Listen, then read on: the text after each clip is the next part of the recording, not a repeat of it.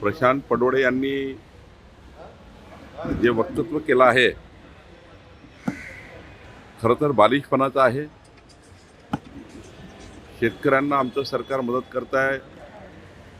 32,000 कोटी रुपये शेतकऱ्याच्या नुकसान भरपाई करता, पूरपीडिताच्या नुकसान भरपाई करता आमच्या सरकारने राखीव ठेवलेले आहे। 9,500 कोटी रुपये रिलीज झाले आहे।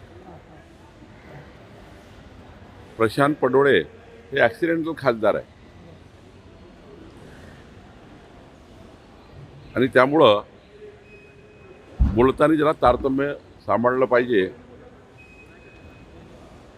त्यांनी आपल्या नेत्याला विचारून घेतलं पाहिजे की देवेंद्र फडणवीसजीवर बोलताना विचार करून बोललं पाहिजे, कारण